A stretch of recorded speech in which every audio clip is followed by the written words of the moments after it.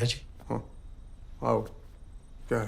भैया जी सुने हैं रतिशंकर शुक्ला के लड़के फिर से मिर्जापुर आ सकते हैं। रतिशंकर को दे दिया है ना जौनपुर, फिर काहे पजामा खोल के आ रहे हैं हम यहाँ? वेब सीरीज मिर्जापुर में काम करने वाले पुलिस अफसर परशुराम गुप्ता को तो आप जानते ही होंगे। उन्होंने सीरीज में स्वीटी गुप्ता के पिता का किरदार निभाया था और शानदार काम की बदौलत खूब नाम कमाया। पर बड़े दुख की बात है कि वो अब हमारे बीच नहीं रहे। 17 फरवरी 2023 को एक अवार्ड फंक्शन के दौरान हार्ट अटैक से उनकी मौत हो गई। पर वो अपने काम की वजह से हमेशा लोगों के दिलों पर राज करते रहेंगे। फिल्म इंडस्ट्री के अंदर वो एक ऐसे एक्टर हैं जिन्हें हम उनके निभाए गए कैरेक्टर्स के जरिए तो पहचानते हैं, मगर उनका नाम कम लोग ही जानते हैं। टीवी और फिल्म इंडस्ट्री में उन्होंने बहुत लंबी पारी खेली है। एक के बाद एक कई ऐसे किरदार निभाए जिन्होंने सबके दिलों पर गहरी छाप छोड़ी। बॉम्बे की बात में आज हम आपको एक्टर शाहनवाज प्रधान के बारे में बताएंगे। शुरू से लेकर आखिर तक उनके संघर्ष और सफलता की कहानी आपको सुनाते हैं। शाहनवाज प्रधान ने अपनी लाइफ में टीवी और फिल्मों में बहुत काम किया, पर जिस काम से उन्हें फेम मिला वो है रामानंद सागर का मशहूर सीरियल श्री कृष्णा, जिसमें शाहनवाज ने नंद बाबा का रोल प्ले किया था और अलिफ लैला में लीड एक्टर के तौर पर सिंदबाद का किरदार निभाकर उन्होंने अपनी बेहतरीन अदाकारी का परिचय दिया। मैं तुझे मारूंगा नहीं, तेरी सिर्फ एक आंख निकालूंगा और तेरा एक हाथ काटूंगा ताकि तू जिंदगी भर उस दर्द और तकलीफ को महसूस करे जो तू दूसरों को देता रहा है। और जब भी तू उल्टे हाथ से खाना खाएगा तो मुझे याद करेगा कि सिंदबाद कौन था और उसने तुझे ये सजा क्यों दी थी।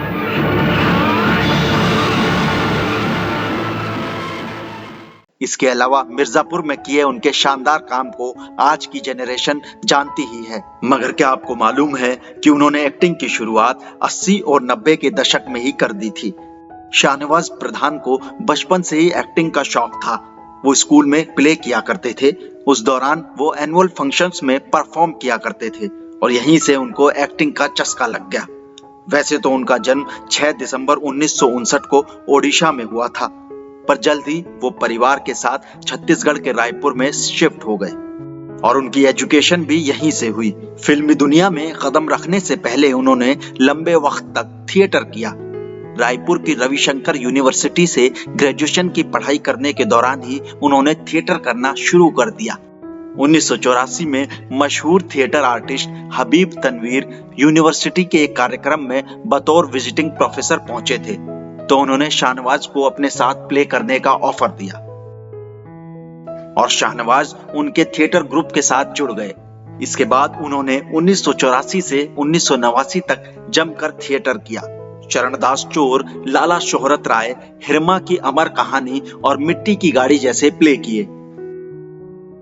1991 में वो अपनी किस्मत आजमाने के लिए मायानगरी मुंबई पहुंचे और यहाँ उन्हें पहला ब्रेक दूरदर्शन के सीरियल जन से जनतंत्र में मिला।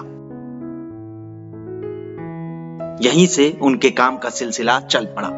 इसके बाद उन्हें रामानंद सागर के मशहूर सीरियल श्री कृष्णा में नंद बाबा का रोल निभाने का मौका मिला। ये वो दौर था जब एनएसडी के कलाकारों को ही रियल एक्टर माना जाता था। उस समय भी इन्होंने नंद बाबा के अलावा कुछ अन्य किरदार भी निभाए थे। रामानंद सागर को उनकी अदाकारी इतनी भा गई कि अलिफ लैला में उन्हें सिंदबाद जहाजी का किरदार भी दे दिया गया। ये वो किरदार था जिसने इन्हें शोहरत, पैसा सब कुछ दिया और टीवी दुनिया का एक बड़ा स्टार बना दिया। इसके बाद शाहनवाज प्रधान ने कभी पीछे मुड़कर नहीं देखा। शाहनवाज को टीवी सीरियल्स में काम करने के अलावा फिल्मों में भी काम करने के मौके मिलने लगे और ना जाने कितनी फिल्मों में उन्होंने अपनी बेहतरीन अदाकारी का अभिनय किया है।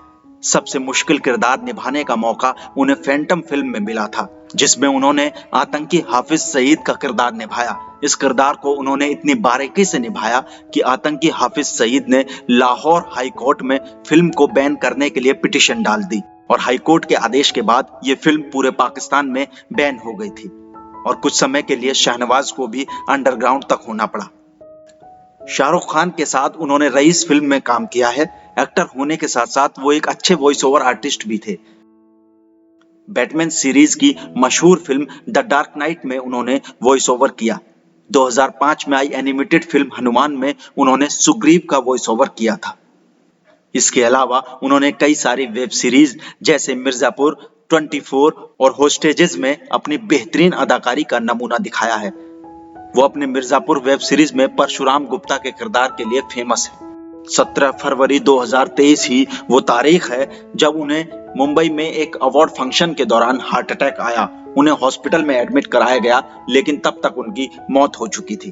बॉलीवुड और उनके चाहने वालों को उनके जाने से जो नुकसान हुआ है उसकी भरपाई तो कभी नहीं की जा सकती, मगर अपने बेहतरीन अदाकारी के जरिए वो लोगों के दिलों में हमेशा जिंदा रहेंगे।